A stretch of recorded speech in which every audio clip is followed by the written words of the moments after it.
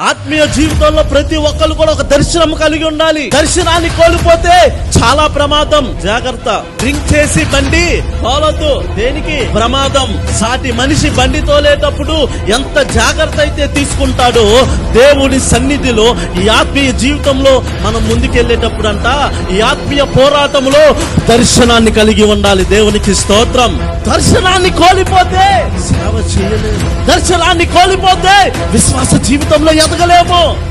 ఒక్క యోనా దర్శనాన్ని కోల్పోతే ఆ వాడకే ప్రమాదం వచ్చింది. ఒక్క నెబుకద్నెజరు దర్శనాన్ని కోల్పోతే ఆ రాజ్యానికే ప్రమాదము, చావు వచ్చింది. కానీ అభిషేకము కలిగిన ఇదిగో అపోస్తలుడైన పౌలు దర్శనాన్ని కలిగి ఉండబట్టే వాడకు క్షేమం వచ్చింది. ఇదిగో దానియేలు దర్శనాన్ని కలిగి ఉండబట్టే దేశానికి క్షేమం వచ్చింది. ఈ రోజు క్రైస్తవుడా, నీవు దర్శనాన్ని కలిగి ఉంటే ఈ సంఘానికి క్షేమము. నీవు దర్శనాన్ని కలిగి ఉంటే కుటుంబాలకి క్షేమము.